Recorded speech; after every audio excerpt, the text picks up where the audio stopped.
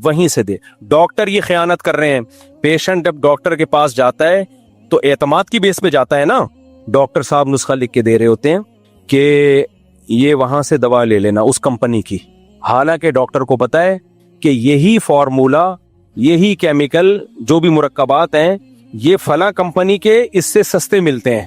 لیکن کمپنی نے ڈاکٹر سے وعدہ کیا ہوا ہوتا ہے کہ آپ نے ہماری دوا بکوانی ہے، اتنی پرچیاں لکھ کے دے دیں تو ہم آپ کو یہ فیسلٹیز دیں گے، ہم آپ کو یہ فائدہ دیں گے. اور اس میں بعض دفعہ عمرہ بھی ہوتا ہے. عجیب، وہ حرام سے عمرہ کرنے جا رہے ہو تو یہ ہم آپ کو سہولتیں دیں گے. ڈاکٹر صاحب بھی لوگوں کو لکھ کے دے رہے ہوتے ہیں، حالانکہ مریض نے ڈاکٹر پر ٹرسٹ کیا ہے. تو ڈاکٹر مریض کے ساتھ امانت میں بولو خیانت کر رہا ہے. تو یہ بھی اسی آیت میں داخل ہے. ٹیچر امانت میں خیانت کرتا ہے. طالب علم لوگ ٹیوٹر رکھ لیتے ہیں، قاری کو رکھ لیتے ہیں، اعتماد کر کے وہ آستین کا سانپ بن جاتا ہے. ایسے لوگ بھی میرے علم میں، عام طور پہ قاری ایسے ہوتے نہیں ہیں، زیادہ تر نیک ہی ہوتے ہیں، لیکن ایسے قاری بھی میں نے دیکھے لوگوں نے اعتماد کر کے اپنی بیٹی حوالے کر دی کہ بھئی آپ اس کو پڑھاؤ، ہم آپ کو روحانی باپ سمجھتے ہیں. اسی بیٹی سے ناجائز تعلق قائم کر لیا. ٹھیک ہے، اس نے غلط کیا، اپنی جوان بیٹی کیوں حوالے کر رہے ہو قاری کے؟ اس نے تو غلط کیا، لیکن آپ نے اس سے زیادہ غلط کیا. یار وہ آپ پہ اعتماد کر رہا ہے کہ یہ قاری ہے، یہ قرآن پڑھتا ہے، یہ نیک ہے، یہ میری بچی کو بیٹیوں کی طرح دیکھے گا. تو آپ بھی تو پھر بیٹی والا معاملہ کرو نا اس کے ساتھ. اور آپ جب گھر آستین کا سانپ بنے ہوئے ہو. ایسے واقعات بھی آئے کہ گھر میں گھسے اور جس بندے نے اپنے گھر میں گھسایا کہ میرے بچوں کو قرآن پڑھاؤ، اسی بندے کی بیوی سے ناجائز تعلق شروع کر دیا. تو یہ سب کیا ہے؟ امانتوں میں خیانت. جو آپ پہ ٹرسٹ کر رہا ہے آپ اسی کے گھر میں ڈس رہے ہو، آستین کے سانپ بنے ہوئے ہو. جو حرام خور لوگ ہوتے ہیں نا، دو قسمیں ہوتی ہیں. جو لڑکیوں سے ناجائز تعلق قائم کرتے ہیں، ان کی بھی دو قسمیں ہوتی ہیں. ایک تو وہ جو اجنبیوں سے جا کے حرام کاریاں کرتے ہیں، طوائف خانوں میں جائیں گے، یہ بھی 2 نمبر ہیں. زیادہ بڑا 2 نمبر وہ ہے جو دوست ہی کے گھر میں ڈاکہ ڈالنا شروع کر دے، جو دوست ہی کے ساتھ خیانت کرنا شروع کر دے. میرے پاس جب واقعہ آتا ہے نا، اللہ نہ کرے، زیادہ تر ایسا نہیں ہوتا الحمدللہ، خیر غالب ہے، بھابھی کا دیور سے چکر چل رہا ہے، بہت افسوس ہوتا ہے. یار دیور جو بھائی ہے وہ تو محافظ ہونا چاہیے نا اپنے بھائی کا. چکر کیسے چل رہا ہے؟ تو دیور نے ڈورے ڈالے ہوئے بھابھی کے اوپر، ورغلا رہا ہے اس کو. یار تجھے کوئی اور نہیں ملا دنیا میں منہ کالا کرنے کے لیے؟ تو اپنے بھائی کی بیوی کے ساتھ خیانت کر رہا ہے، اپنے بھائی کے ساتھ تو غداری کر رہا ہے. بتاؤ زمین پاؤں جو ہے وہ زمین پاؤں سے نکلے گی کہ نہیں نکلے گی؟ ایسے ایسے واقعات میں سنتا ہوں نا، پھر میری نیند اڑتی ہے رات کی، پھر میں ڈپریشن میں جاتا ہوں. پھر میں کہتا ہوں یار یہ جو ہے اس کو دماغ کہیں اور ہٹاؤ. غصہ اتنا آتا ہے، آدمی چاہتا ہے گلا دبا دو اس کا. ایسے واقعات بھی آئے ہیں کہ بھابھی صاحبہ کا چکر تھا، پتہ چلا کس کے ساتھ ہے؟ دیور کے ساتھ. تو دیور ڈورے ڈال رہا ہے اور پھر بھابھی کا بھی آنکڑا ہو گیا. پردہ وردہ تو آج کل سوسائٹی میں ہے نہیں. یار تو طوائف خانے چلے جاتا، منہ کالا کرتا طوائفوں کے ساتھ. لڑکیاں بہت ہیں منہ کالا کرنے کے لیے، بہت ہے لڑکیاں، دفع ہو جاتا وہاں پہ. تو کس سے معاملہ کر رہا ہے؟ اپنے بھائی کے ساتھ خیانت کر رہا ہے. تو اگر بھابھی آنکھ مٹکا کرتی بھی ہے تو اس کو تھپڑ مار کے تجھے شرم نہیں آتی؟ تو میرے بھائی کی بیوی ہو کے اس کے ساتھ غداری کر رہی ہے.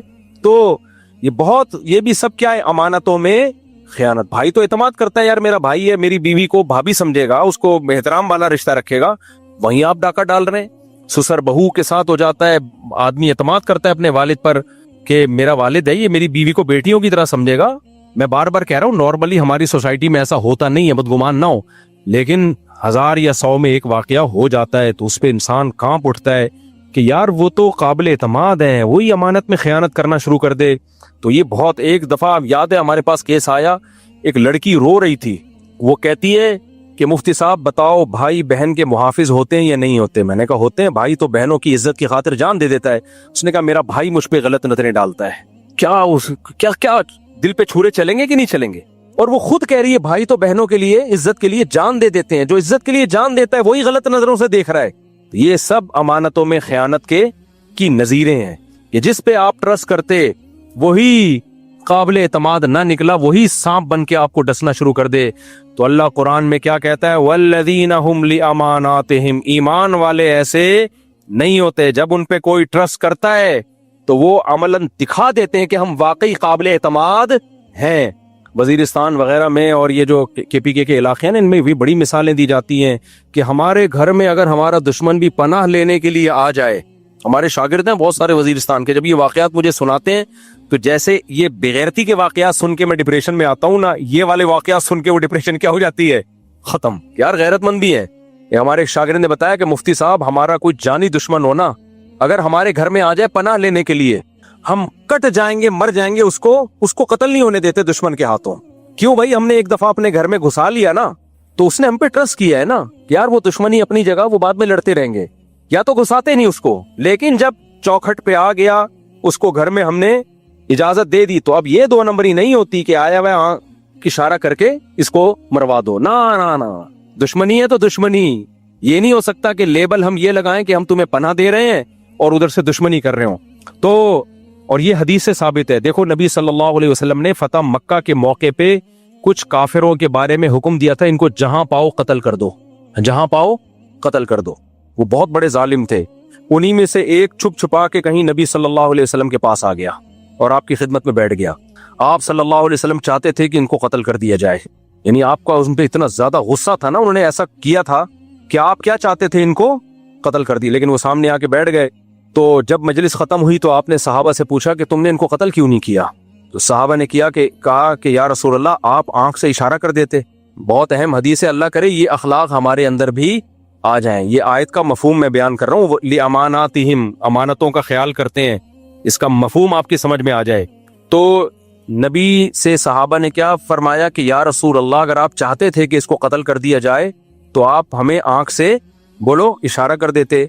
आपने फरमाया मा काना लिनबिय्यिन अन तखूना ऐनुहु, किसी नबी की ये शान नहीं है कि उनकी आंख खयानत करे। क्या मतलब? ये मेरे सामने आके ट्रस्ट करके बैठा है, मुझ पे एतमाद करके बैठा है, तभी तो आया है ना। अगर एतमाद ना होता तो आता। और मैं जाहिरी एटीट्यूड ये रखूं कि हाँ भाई तुम पनाह में, और उधर से इशारा कर रहा हूं कि क्या कर दो इनको कत्ल। ये खयानत पैगंबर की आंख खुद से कर देते तो भाई मैं कहता मैंने तुम्हें कोई अमान थोड़ी दी थी, मैंने कोई ये थोड़ी कहा था कि तुम्हें अमान है तुम आ जाओ। अमान दे के आ जाते फिर तो नहीं कत्ल कर सकते थे, कोई और कर देता अलग बात है। लेकिन मेरी महफिल में कोई बैठा हुआ हो मुझ पे एतमाद करके और मैं आंखों से इशारे करूं, ये भी क्या है? खयानत, क्योंकि वो ट्रस्ट कर रहा है। मैं समझा पा रहा हूं, अल्लाह करे जो मजमून समझा पा रहा हूं वो मेरे अंदर भी पैदा हो जाए, आपके अंदर भी पैदा हो जाए। आज हमारी सोसाइटी एक नंबर की बेगैरत बन चुकी है। मैं किसी को मलामत नहीं कर रहा, हम सब एक जैसे हैं, बहुत 2 नंबरियां हैं, गैरत खत्म, जबान पे कुछ दिल में कुछ और। किसी के यहाँ मुलाजमत करेंगे, उसी की दुकान को खा जाएंगे। अक्सर मैं वाकया बयान करता हूँ, हमारे दोस्त ने बकरी के चारे की दुकान खोली और मुर्गियों का चारा, उसमें बाजरा भी। वो कहते हैं ये मेरा मुलाजिम आधा ड्रम बाजरे का खा जाता था। मैंने कहा आधा ड्रम कैसे? कह रहे थोड़ा थोड़ा उठा के बैठा हुआ है दुकान पे, ऐसे टांग पे टांग रख के, अखबार पढ़ रहा है, बाजरा भी चल रहा है। जब पूछो तो भाई थोड़ा सा खा लिया क्या है? अबे तू पूरा महीना तो देख, पूरा महीना जब थोड़ा थोड़ा खाएगा तो कह रहा है मैंने कारोबार ही बंद कर दिया। क्योंकि जिसको मुलाजमत पे लाके रखो, गुजरते हुए कभी दाल खा रहा है, कभी चावल खा रहा है, कभी यहाँ से ये खा रहा है, कह रहा है जब हिसाब लगाओ तो कमबख्त आधा तो तू ही खा जाता है। तो किसी पे भी ट्रस्ट नहीं किया जा सकता भाई, ऐसा हो गया है। तो आपने अपने आप को ऐसा बनाना है कि लोग आंख बंद करके आप पे ट्रस्ट करें। मालिक मकान ने आपको घर दे दिया किराए पे, वो मुतमईन हो के मेरे घर का बेड़ा गर्क नहीं होगा। हमारे एक दोस्त से जब किसी को गाड़ी या बाइक देते थे, कहते थे अपनी समझ के इस्तेमाल करना। लोग तो कहते हैं ना पराई की समझ के इस्तेमाल करना, तो थोड़ा तमीज से कि भी पराई गाड़ी है। लेकिन आजकल ऐसा नहीं है, पराई की समझ के इस्तेमाल करोगे तो ऐसी की तैसी कर दोगे, अपनी समझ के इस्तेमाल करोगे तो। मैंने बहुत दफा तजर्बा किया, बस ये बयान खत्म करता हूँ। आप बाइक सारी जिंदगी इस्तेमाल करो, आवाज नहीं आएगी उसमें से जब तक कोई बड़ा हादसा ना हो जाए। आप अपने दोस्त को देखे तो देखो, एक चक्कर अंडा मोड़ से खाली लगा के आएगा, कहीं ना कहीं से बज रही होगी वो। ये 20 दफा का तजर्बा है, कहीं ना कहीं से उसमें या तो चेन कवर से टकरा रहा होगा, हालांकि अब तक तो नहीं टकरा रहा था। आप लेके जाओगे, आगे जाके पंचर हो जाएगी, हालांकि आप तो 1 साल से चला रहे हो, कभी पंचर नहीं हुई। लेकिन अब पता नहीं क्या करके आया है, इधर गए पंचर, कहीं से आवाज आ रही है, कहीं से ब्रेकों में मसला हुआ है, क्लच वायर ढीली हो गई, कुछ ना कुछ होगा। बड़ा चोर है तो बड़ा काम निकलवाएगा, वरना छोटा मोटा तो कुछ ना कुछ गाड़ी दे दो वो बजना शुरू हो जाएगी। तो यार इसका मतलब ये है, मुझे एक दफा बयान में जाना था, किसी इदारे ने बुलाया था बयान में, उन्होंने गाड़ी भेजी, वो मदरसा था, उन्होंने गाड़ी भेजी, वो थी कोरोला। मुझे उसने बिठाया कि चलें जी आपको बयान में लेके जा रहा हूँ, 5-6 साल पुराना हुआ, मैं जा रहा हूँ, गाड़ी में बैठा हुआ वो जबरदस्त। तो मुझे ख्याल हुआ यार तुम लंबे रास्ते से लेके जा रहे हो, यू टर्न ले लो। उसने वहीं घुमा के फुटपाथ पे चढ़ा दी धाड़ करके और यू टर्न लिया। मैंने कहा यार ये गाड़ी तुम्हारी जाती है? कहते हैं नहीं मदरसे की है। मैंने कहा बेहतरीन। मैंने कहा अपनी गाड़ी होती कभी भी ये सलूक ना करते उसके साथ, इस तरह से फुटपाथ पे, एक तो वैसे ही इलीगल है ये कि धाड़ करके गाड़ी चढ़ा दी यार। मैंने कहा मैं मदरसे वालों को बताऊंगा कि ये वाट लगाई हुई है, लेकिन मदरसे वाला भी बहुत नेक होगा तो इस पे नोटिस लेगा, वरना वो कहेगा मेरी कौन सी है, चंदे की गाड़ी है भाई, ایک کا تو میں نے خود اپنی آنکھوں سے, اس کے پاس 0 میٹر 125 تھی ہمارے دوست کے پاس, میرا خیال ہے 6 سال سے اس نے ایسا رکھا ہوا تھا کہ لگتا نہیں تھا کہ یہ سیکنڈ ہینڈ ہے. اس نے وہ گاڑی کسی ادارے کو بیچ دی. 1 ہفتے بعد میں نے وہ بائک دیکھی, ایسا لگ رہا تھا موٹر سائیکل نہیں ہے, کباڑ والے سے چند پرزے لے کے چپکا دیے انہوں نے. میں نے اس ادارے والوں کو کہا, میں نے کہا یار یہ امانتوں میں یہاں, یہ تو آپ نے چندے کے پیسوں سے لی ہے نا ادارے کے لیے, ادارے کو کام ہوگا, ضرورت پڑتی ہے تو ٹھیک ہے, چندے کے پیسے سے لیے, ادارے کے لیے, اپنی ذات کے لیے نہیں. لیکن اپنی بائک کا بھی آپ لوگ یہی حال کرتے ہو. اپنی بائکیں بھی گھروں میں ایسے رکھی ہوئی ہیں, 1 ہفتے میں ایسا لگ رہا ہے کباڑ خانے سے لے کر آئے ہو. یہ ہر جگہ. گورنمنٹ ملازمین کو دیکھ لو, دفتروں کا کیا حال. گورنمنٹ کے کسی دفتر میں جاؤ, انہی صاحب کے پرائیویٹ دفتر میں جاؤ گے, اے سی لگا ہوا ہوگا, ہر طرف پوچھا صفائی ستھرائی, نیٹ کلین, سب ایسے تمیز سے. لیکن یہی جب گورنمنٹ اس کے حوالے کوئی دفتر کرتی ہے, کاغذ ادھر پڑے ہوئے ہیں, پان کی پیکیں, تھکنیاں, کیا بیڑا غرق. میرے بھائی ایک دفعہ کسی ادارے سے نا, نیوی کے کسی ادارے سے ایک پینسل اٹھا کے گھر لے آئے, مجھے انہوں نے خود واقعہ سنایا. میرے والد صاحب نے کہا یہ پینسل تمہاری ذاتی ہے؟ انہوں نے کہا نہیں, دفتر میں کسی کام کی نہیں تھی اس لیے اٹھا کے لے آئے. والد صاحب نے کہا کسی کام کی نہیں تھی تو پڑے رہنے دیتے اس کو, اے بھائی نہیں تھی نا کسی کام کی تو پڑے رہنے دیتے بھائی, تم کیوں. ہم لوگ پتہ ہے آپ کو, آپ یقین نہیں کرو گے ایسی باتیں بھی ہوتی ہیں. مدرسے میں جب ہم دارالفتہ والارشاد پڑھا کرتے تھے تو ماچس کی تیلی سے میں خلال نہیں کرتا تھا, مدرسے کی ماچس کی تیلی سے. سمجھ میں نہیں آ رہی بات, کیونکہ بھائی مدرسے میں لوگوں نے چندہ دیا ہے اور ماچس بھی خریدی گئی ہے چندے کے پیسوں سے. یہ ٹوتھ پک کے لیے نہیں بلکہ چولہا جلانے کے لیے, تاکہ طلبہ کا کھانا پکے. تو میں خلال نہیں کرتا تھا, مجھے ڈر لگتا تھا, کیونکہ ہمارے حضرت نے اندر ڈرایا ہوا تھا وقف کے اموال ہیں. پھر میں نے حضرت سے پوچھا تو حضرت نے فرمایا ان چھوٹے موٹے کاموں کے لیے استعمال ہو سکتا ہے. تو اگر کوئی ایسا نہیں کہ نکال کے سارے دانتوں میں بیڑا غرق کر دو, کہیں کوئی تیلی پڑی ہوئی ہے تو کوئی اس میں کوئی حرج نہیں ہے, ورنہ ہم یہ نہیں استعمال کرتے تھے. تو آج دیکھ لو آپ, مدرسے کے اموال ہوں, اسکول کالجز کی چیزیں ہوں, گورنمنٹ کے اداروں کا حال تو دیکھو آپ. اس میں گورنمنٹ والے سب سے ماشاءاللہ ان خیانتوں میں آگے ہیں. کہتے ہیں گورنمنٹ کا مال ہے. بھائی گورنمنٹ کا مال نہیں ہوتا, عوام کا مال ہوتا ہے. شہباز شریف, بلاول بھٹو, عمران خان اور یہ سارے گورنمنٹ کے جو لوگ ہیں, یہ اپنی جیب سے تھوڑی لے کر آ رہے ہوتے ہیں. یہ تو عوام کے ٹیکس کے پیسوں سے یا عوام کے پیسوں سے یہ سب کو, یہ ساری عوامی املاک ہیں. آپ ٹرینوں میں سفر کر رہے ہو, پھٹا نکال کے گھر لے گئے, ٹھیک ہے, گورنمنٹ کا مال ہے. یہ زیادہ بڑا جرم ہے. یہ گورنمنٹ کا ہوتا تو میں بھی کھاتا آپ کے ساتھ. گورنمنٹ کا کوئی مال نہیں ہوتا. یہ کس کا مال ہے بھائی؟ پبلک کا ہے. تو کس کس کو قیامت کے دن حساب دو گے؟ تو شخصی ملکیت میں تو انسان اس سے معافی مانگ سکتا ہے, حکومتی مال جب کھائے گا تو کس کس سے معافی مانگے گا. اس لیے ہمارے حضرت نے ہمیں سمجھایا ہوا تھا کہ کبھی اگر جلدی ہو, ٹرین میں ٹکٹ کرنا ہو, ٹرین میں سفر کرنا ہو, ٹکٹ نہ لے سکو تو پھر کیا کرو. ہم نے کہا حضرت پھر وہ ٹکٹ چیکر پیسے لیتا ہے. فرمایا اس کو نہیں دو پیسے, آپ کیا کرو, اترنے کے بعد ٹکٹ خرید کے پھاڑ کے پھینک دو, تاکہ جتنا سفر آپ نے ٹرین میں کیا ہے وہ پیسے گورنمنٹ کے کھاتے میں چلے جائیں. کیونکہ یہ گورنمنٹ کے نہیں ہیں, یہ کس کے ہیں بولو؟ عوام کے. لیکن اب میں ایک دوسرا پیکج پبلک کے لیے لے کر آیا ہوں کہ بجائے گورنمنٹ کے کھاتے میں ڈالنے کے کسی غریب کو کھلا دو. کیونکہ گورنمنٹ کے کھاتے میں ڈالو گے 50% چانس ہے کہ گورنمنٹ اس کو عوام پہ استعمال کرے گی, 50% ہے کہ کرپشن میں ضائع ہو جائے. ہو سکتا ہے, میں الزام نہیں لگا رہا کسی کے اوپر, لیکن وہ غریب پہ خرچ کرنے میں 100% کس پہ خرچ ہو جائے گا؟ غریب پہ. تو بغیر ٹکٹ سفر جائز نہیں ہے, ٹکٹ لے کے کرو. لیکن اگر کبھی ایسا ہو گیا کہ آپ کے ذمے گورنمنٹ کو کچھ دینا ہے تو پھر بہتر یہ کہ ڈائریکٹ کس کو پکڑا دو, صدقہ کر دو, کسی غریب فقیر کو کھلا دو آپ. کیونکہ گورنمنٹ کے کھاتے میں جیسے زکوٰۃ اصل میں تو حکومت لے سکتی ہے لوگوں سے, حکومت لے کے لوگوں میں بانٹے, لیکن ہم کہتے ہیں بھائی یکم رمضان سے پہلے بینک سے اپنے پیسے نکال لو, زکوٰۃ گورنمنٹ کو مت دو. گورنمنٹ کا کوئی بھروسہ نہیں ہے, صحیح جگہ خرچ کرے گی یا کھا جائے گی. تو اس میں بہت سارے لوگ بیٹھے ہوئے ہوتے ہیں, تو خود ہی نکال کے. حضرت عمر کا دور الگ تھا, اس میں گورنمنٹ کو لوگ دیتے تھے, صحیح جگہ استعمال ہوتی تھی. اب نہیں ہے وہ دور, گورنمنٹ کو دو گے پتہ نہیں کہاں جائے گی. تو بہتر یہ ہے کہ اپنے پیسے نکالو اور کہاں خرچ کرو, خود غریبوں میں ڈیوائیڈ کر دو, وہ یقین ہوگا آپ کو. تو یہ امانتوں میں خیانت ہے. انشاءاللہ آگے پھر وعہدہم راعون, اللہ نے ایگریمنٹ کی پابندیوں کا بھی حکم دیا. تو اللہ ہم سب کو امانتوں میں خیانت سے بچنے کی توفیق عطا فرمائے. اور آج کے بیان کا خلاصہ 2 لفظوں میں بیان کر دوں میں. خلاصہ ان آیت کا یہ ہے کہ آپ کو اپنے آپ کو ایسا بنایا ہے لوگ اندھا اعتماد کریں. لوگ کیا کریں؟ اپنے راز آپ کے سامنے رکھ سکیں کہ یار یہ راز فاش نہیں کرے گا, اس سے دل کی بات کہہ لو. اپنی برائیاں آپ کی وہ آپ کے سامنے کر سکیں, ان کو پتا ہو کہ یار میں اپنی برائی اس کے سامنے بیان کروں گا تو یہ میرا عیب چھپائے گا. مجھے یاد ہے ایک پیر و مرشد کے سامنے کسی نوجوان نے بتایا کہ مجھے کوئی غلط کام کی عادت پڑ گئی ہے, تو میری اصلاح کریں. اس پیر نے کسی اور کو بتایا کہ یہ مجھے یہ کہہ رہا تھا. میں نے کہا یہ پیر ہے جاہل کا.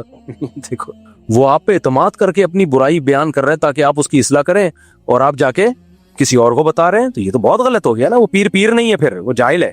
تو آپ نے اپنے آپ کو ایسا بنانا ہے, میں نے بھی آپ نے بھی, کہ لوگ ہم پہ اندھا اعتماد کریں. بھائی جو اس کے پیسے ہیں, جو ہمارے پیسے ہیں, وہ ہمارے ہی ہیں. وہ اس کے لاکر میں رکھوائیں گے تو اس کی نظریں خراب. بہنیں بتا دیتی ہیں بھائی کو میرے پاس اتنے پیسے ہیں, گئے.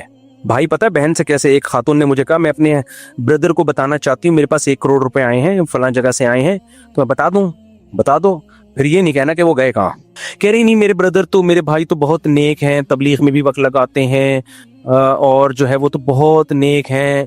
میں نے کہا جو تبلیغ میں وقت لگاتا ہے نیک ہوتا ہے, اس کا چوری کا طریقہ الگ ہوتا ہے. جو ڈاکو ہو اس کا چوری کا طریقہ الگ, چور کا چوری کا طریقہ الگ. چور تو ہے لاکر سے چوری کرے گا, ڈاکو کیا کرے گا, گن پوائنٹ پہ لے کے جائے گا. نیک آدمی پتہ ہے کیا کرے گا. میں نے کہا نیک آدمی یہ کرے گا, جس دن آپ نے بتا دیا نا میرے پاس 1 کروڑ رہے ہیں, تو بھائی کو اس دن نیند نہیں آئے گی. بولے گا یار کوئی وہ خود تو دھیلا ہے نہیں, اور دھیلا ہو بھی تو دوسرے کے پیسوں پہ جو بزنس کا مزہ ہے نا, خدا کی قسم وہ اپنے پیسوں پہ نہیں ہے. ہمارے والد صاحب کہا کرتے تھے جب بھی کوئی آئے نا اور کہے مفتی صاحب اتنے لاکھ روپے دے دو, میں بزنس کر رہا ہوں, آدھے آپ کے آدھے میرے, تو اس سے بولا کرے یہ پورے لاکھ خود ہی اپنے لگا لے, پورے تیرے. کتنا بہترین مشورہ ہے یا نہیں ہے. اچھا والد صاحب مجھے یہ بھی کہتے تھے یہ بات اس وقت تک سمجھ میں آئے گی نہیں جب تک نقصان نہیں ہوگا. بہت بتاتے تھے کبھی کسی کو پیسے مت دینا بزنس کے لیے. کوئی آج قابل اعتماد بہت کم لوگ ہیں, ہمیں کیا پتا چلے گا کون ہے یا نہیں. بہت منع کرتے تھے, لیکن ساتھ میں یہ جملہ بھی لگاتے تھے کہ سمجھ میں پھر بھی نہیں آئے گا جب تک ڈوبیں گے نہیں. واقعی میرے ڈوبے, مجھے سمجھ میں آ گیا. اور میں اب لوگوں کو کہتا ہوں تمہیں میں منع کر رہا ہوں, نہ باپ کو پیسے دو, باپ کی ویسے خدمت کرو کاروبار کے لیے, نہ باپ کو, اور سسرال کو تو بیڑا غرق. داماد کو دے دی, اب گئے. ہزاروں میں کوئی ایک آدھ ہوتے بھی ہیں, میرا داماد نہ غصے ہو جائے نا, تو ہزاروں میں کوئی ایک آدھ ہوتے ہیں. میں سیف سائڈ رکھتا ہوں کہ کوئی مجھے پکڑے تو بولے بھائی میں نے 2-4 لوگوں کے بارے میں کہا تھا, وہ نہیں ہے. تو داماد کو دے دیے, شوہر کو دے دیے, اور بھائی کو دے دیے, گئے. اب نہیں ملتا. تو والد صاحب کہتے تھے کہ جب بھی کوئی آئے کہ اتنے لاکھ دے دو, بزنس کروں گا, آدھے تمہارے آدھے آپ کے, تو بولو پورے اپنے لگا لے, پورے تیرے. میں نہیں چاہتا کہ تیرے آدھے میرے پاس آئیں, پورے کس کے, تیرے. تو ایسا ہی ہوا. بس بات کو ختم کر رہا ہوں. میں کیا کہہ رہا تھا یار, میں جلدی سے, نہیں بڑی اچھی مثال, نہیں یار اتنی اچھی مثال آ رہی تھی وہ نکل گئی. ہاں وہ بہن کا فون آیا نا, تو میں نے کہا دیکھو وہ اس کے دل میں خیال آئے گا رات کو, یار 1 کروڑ روپے سے میں بزنس کروں گا, پھر آدھے بہن کو دوں گا, پھر آدھے میں خود رکھوں گا, بہن بھی کروڑ پتی, میں بھی کروڑ پتی. صبح یہ شیطان دل میں کیا کر رہا ہوتا ہے, ڈال رہا ہوتا ہے.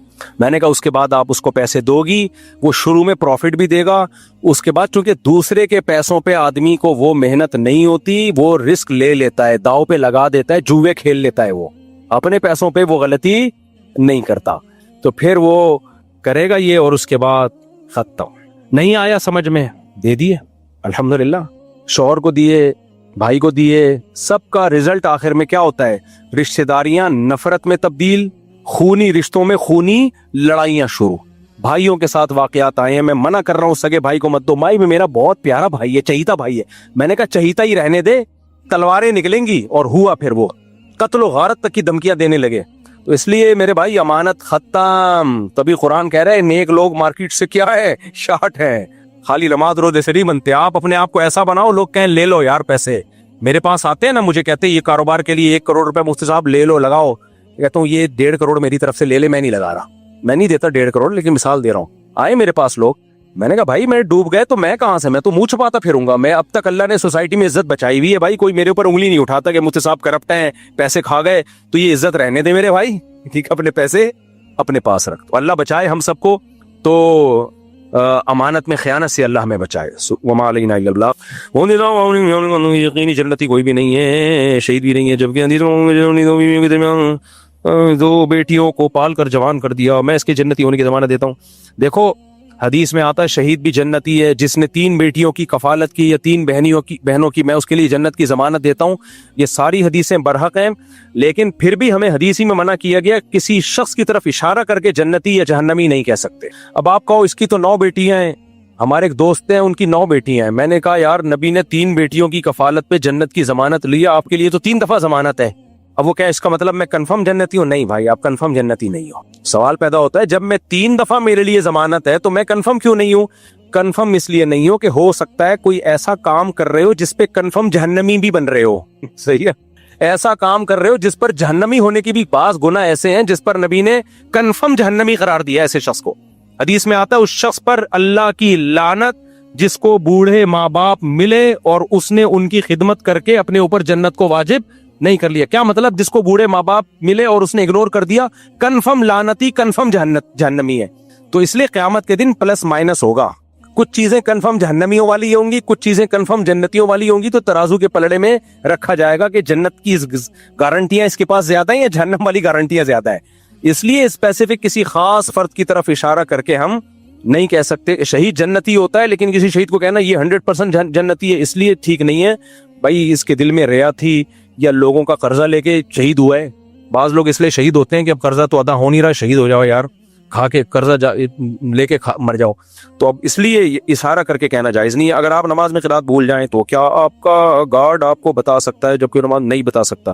جو شخص نماز میں خارج ہے وہ لقمہ نہیں دے سکتا. السلام علیکم، میرا کاروبار میں بہت نقصان ہوا ہے تو باہر ہوں لیکن والدین اجازت نہیں دے رہے.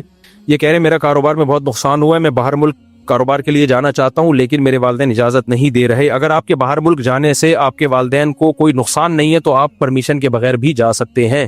اچھا اکلوتا بیٹا ہوں، اگر آپ ان کی کیئر کر سکتے ہیں، یہاں کوئی اور دوسرا ہے ان کی کیئر کرنے والا اور آپ کو واقعی شدید نقصان کا خطرہ ہے تو پھر آپ سفر کر کے جا سکتے ہیں. کچھ حقوق ایسے ہیں، کچھ انسانی بنیادی رائٹس ایسے ہیں جس میں اللہ تعالیٰ نے ماں باپ کی اطاعت کو واجب قرار نہیں دیا، تو اس میں سفر بھی داخل ہے. کوئی پڑھنے کے لیے باہر جانا چاہتا ہے، کاروبار کے لیے جانا چاہتا ہے، لیکن اگر ماں باپ بوڑھے ہیں اور ان کو خطرہ ہے کہ پیچھے کوئی ملازم صحیح پال نہیں سکے گا ان کو یا کیئر نہیں ہو سکتی، پھر حرام ہے، پھر ناجائز ہے.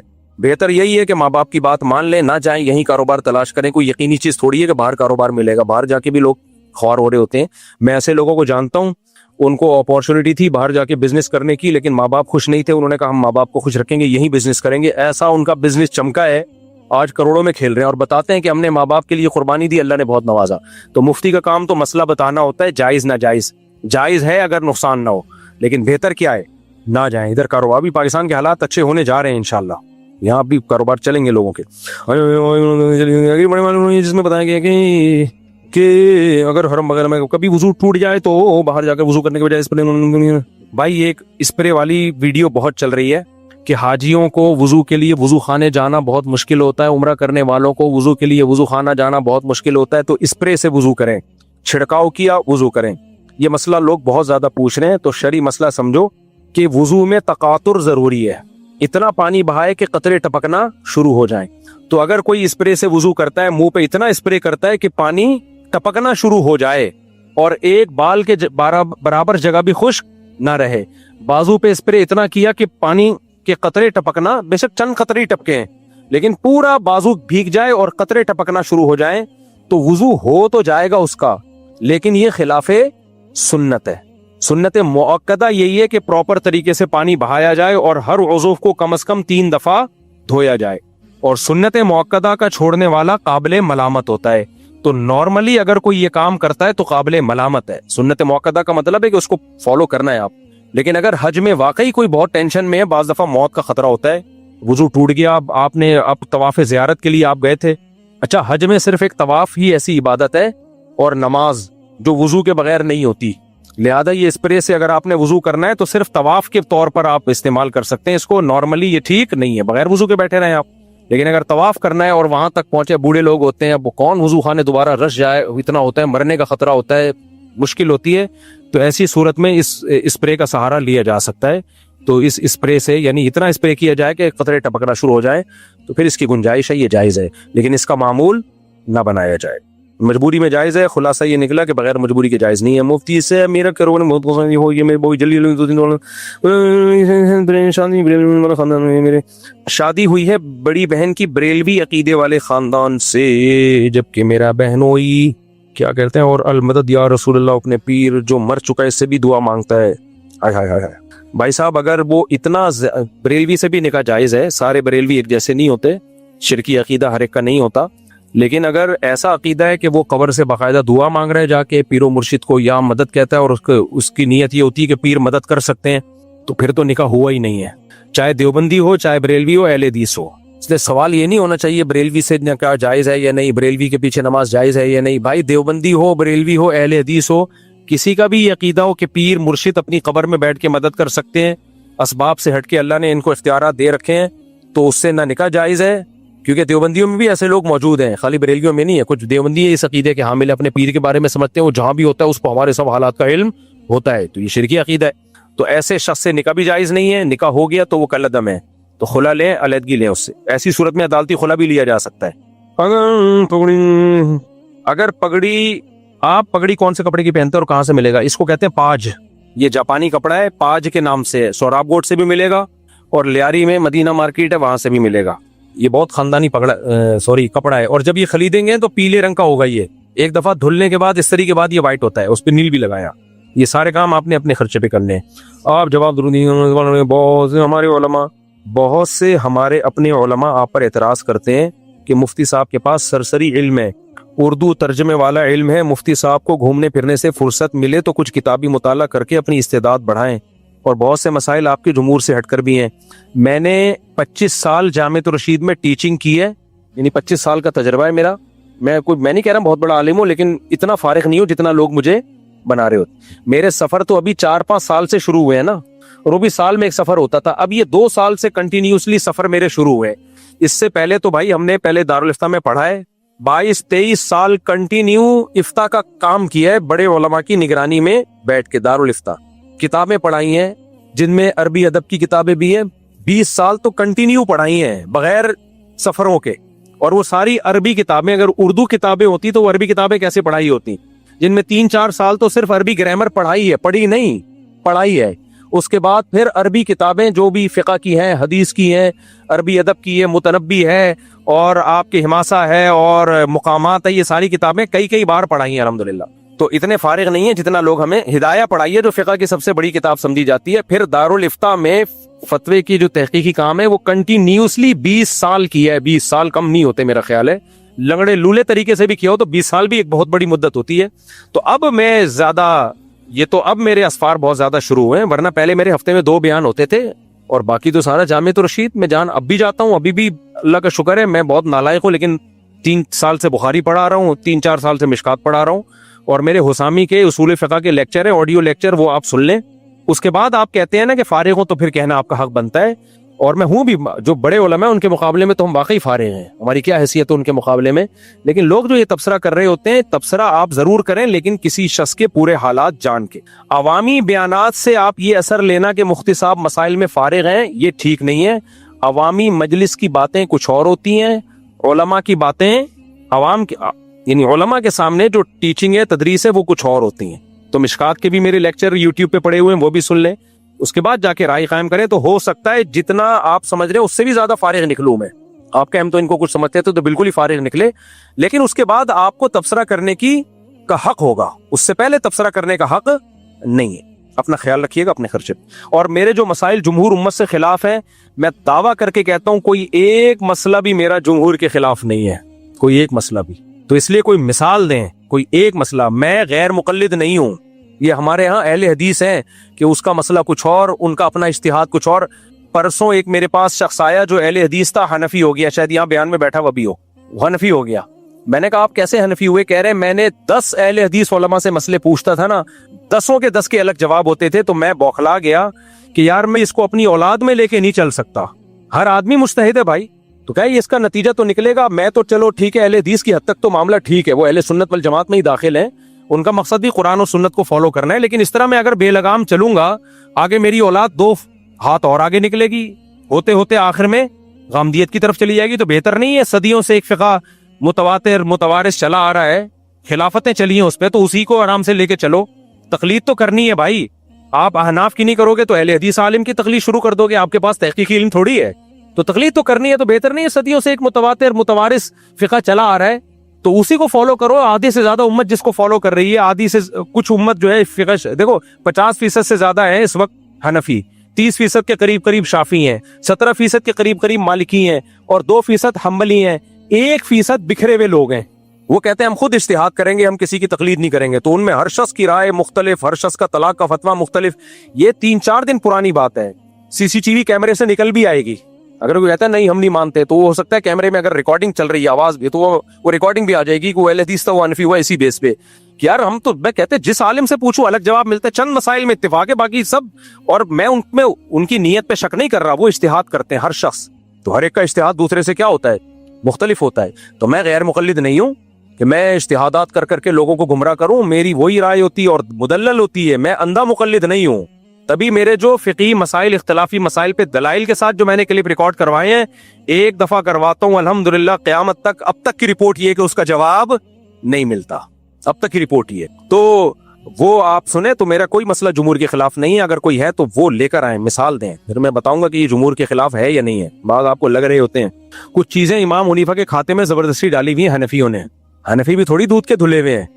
अब हनफी लोग कहते हैं हम जो बिदत करें इमाम हनीफा के खाते में डालो और उसको सही करने की कोशिश भी करो। ये काम मैं नहीं करता। मैं उलमा देवबंद को बरहक जरूर समझता हूँ, लेकिन मैंने कलमा देवबंदियत का नहीं पढ़ा है। और मुझे अपने उलमा देवबंद के अकाबिर होने पर फख्र इसलिए कि हमारे उलमा देवबंद भी अगर समझते थे हमारे बड़े बुजुर्ग में किसी से गलती हुई है तो वो भी रुजू करते थे। ये चीज भी हमने अपने बड़ों से सीखी है।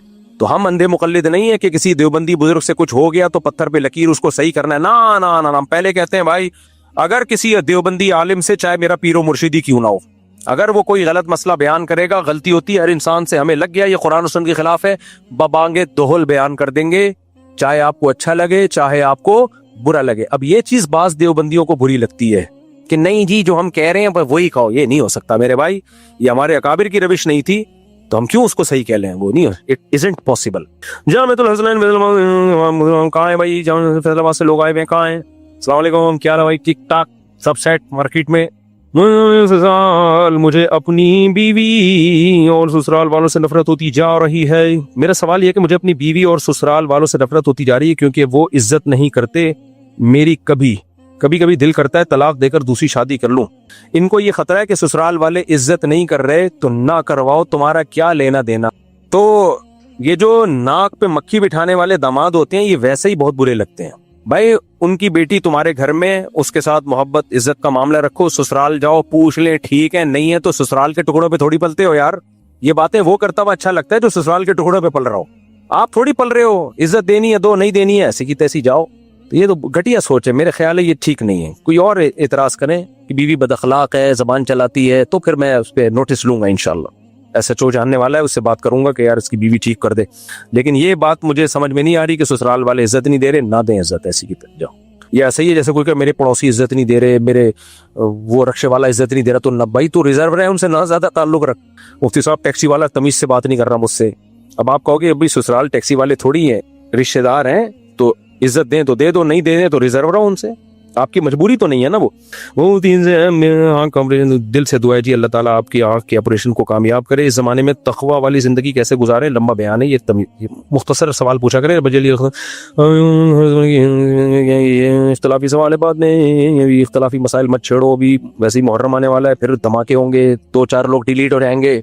एक वाक़या सुना कि एक साहबी अपनी इज़्दिवाजी झगड़े सुलझाने के लिए हजरत उमर के पास गए, तो हजरत उमर की खुद अपनी ज़ौजा से इख्तलाफ चल रहा था और घर से बाहर आवाज़ आ रही थी। सवाल ये कि औरत की आवाज़, हजरत उमर के पास एक शख्स आया था अपनी बीवी की शिकायत लेके, तो देखा हजरत उमर की बीवी खुद हजरत उमर को कुछ थोड़ा ऊंची आवाज़ में कुछ डांट रही थी।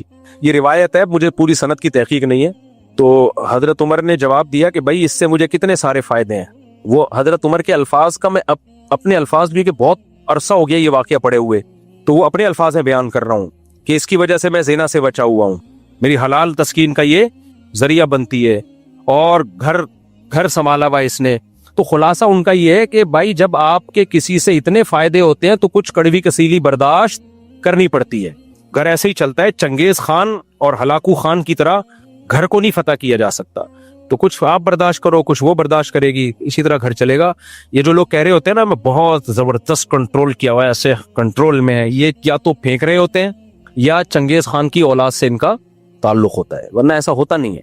मेरे सामने आते हैं ना ये कर रही है, वो आज एक केस आया, मियां बीवी आए थे, औरत ने शौहर की बुराइयां शुरू कर दी, ये झूठ बोलता है, ये मैंने कहा झूठ बोलता है, आपके हुकूक के बारे में झूठ बोलता है, यानी मिसाल के तौर पर जो आपके वाजिब हुकूक हैं वो नहीं देता और उसमें झूठ बोलता है। कह रहे नहीं जनरली। मैंने कहा बोलने दो, आपका क्या जा रहा है, اب مثال کے طور پر شوہر بیٹھا ہوا انڈا موڑ پہ چائے پی رہا ہے, بیوی تو پوچھتی ہے نا کہاں بیٹھے ہوئے ہو, اس کو پتا ہے میں نے یہ بول دیا انڈا موڑ پہ دوستوں کے ساتھ, دوستوں کے لیے بڑا ٹائم ہے, تو پھر آدمی کا کسی کام کا رہتا نہیں ہے, پھر وہ جھوٹ بولتا ہے کہ میں مدنی مسجد بیان سننے کے لیے گیا ہوں. اب غلط تو یہ بھی ہے, لیکن تمہارا کیا لینا دینا بھائی, گھر سے باہر ہے تو چھوڑو اس کو, فون کر کے اس کو کنٹرول کر کے. دماغ خراب ہوتا ہے آدمی کا, وہ کو پتا ہے سچ بولوں گا تو, اب جس کی 2 شادیاں ہیں وہ سچ بول سکتا ہے میں دوسری کی باہوں میں بیٹھا ہوا ہوں, ایسا ہوتا نہیں ہے, لیکن ایک مثال دے رہا ہوں. تو یہ تو میں نے کہا بھائی آپ کے بیسک حقوق ادا کر رہا ہے نہیں کر رہا, اور آپ کے بیسک حقوق کے معاملے میں اگر جھوٹ بول رہا ہے تو بتاؤ مجھے. باقی جھوٹ بولنا بری بات ہے, اس کو میں الگ سے سمجھا دوں گا, لیکن اس کی ٹینشن آپ مت لو. تو ایسے بہت ساری چیزیں تھی. تو کہنے لگی مجھے گھمانے کے لیے لے کے جاتا ہے لیکن ماں باپ سے چھپا کے. میں نے کہا یار یہ عجائب گھر میں رکھنے کے قابل ہے, اتنا نیک شوہر. میں نے کہا ماں باپ سے چھپا کے, کہہ رہے یار اگر ماں باپ کے کو بتا کے لے کے جاؤں گا تو پھر ماں باپ پوچھیں گے یار ہمیں تو کبھی اتنا گھمایا نہیں, بیوی کو بہت گھما رہا ہے اس لیے مجبوری ہے. تو میں نے کہا گھما تو رہا ہے نا, کہ نہیں گھما تو رہا ہے لیکن بتا کے جائے نا, مرد کا بچہ بن کے جائے. میں نے کہا آپ کا مقصد سوائے بیٹے کو ماں باپ سے لڑوانے کے علاوہ بولو کچھ بھی نہیں. آپ کو آم کھانے سے مطلب ہے, پیڑے گننے سے تھوڑی. اب اس کی کوئی مجبوری, ماں باپ غلط کر رہے ہیں کہ چھپا کے بہو کو لے کے جا رہا ہے. ماں باپ کو چاہیے بولے میں لے کے جا, ماں کو چاہیے بولے میں تیرا ابا بھی مجھے گھمانے لے کے جاتا تھا, بتا کے لے کے جاتا تھا تو میرے سامنے لے کے, لیکن اب بڑے ظرف کی نہیں ہوتی. تو عجیب. میں نے کہا بھائی لوگ سٹے لگا رہے ہیں, چرس پی رہے ہیں, میاں آج کل جو مارکیٹ میں جس کے اتنا نیک میاں ملا ہوا ہے. تو ایک دفعہ ایک صاحب آئے کہ میرے بیوی سے ہر مہینے جھگڑا ہوتا ہے. میاں بیوی نے کہا ہمارا ہر مہینے جھگڑا ہوتا ہے, بیزار آ گئے. میں نے کہا یار اتنے نیک مہینے میں صرف ایک جھگڑا ہو رہا ہے یار. میں نے کہا تم پاگل ہو, احمقوں کی جنت میں رہتے ہو. میں نے کہا کم سے کم 4 جھگڑے مہینے میں ہونے چاہیے, اس سے امیون سسٹم آپ کا کیا کرتا ہے, بوسٹ کرتا ہے, برداشت کی عادت ہوتی ہے. یعنی یہ تم دنیا کو سمجھ رہے ہو کہ 100% جنت الفردوس ہو, یہ ان کے اپنے سافٹ ویئر خراب ہوئے ہوئے, یہ کبھی بھی سکون میں نہیں رہ سکتے بھائی. مہینے میں ایک جھگڑا ہو رہا ہے, اس کو کہنا جھگڑا کیوں ہو رہا ہے, پاگل لوگ ہیں. تو میں نے پھر ان کو ترغیب دی زیادہ جھگڑے کی. میں نے کہا بہتر یہ کہ ہر ہفتے میں ایک, کم از کم مہینے میں 4, ورنہ آئندہ میرے پاس آنے سے پہلے 2 جھگڑے مجھے رپورٹ چاہیے.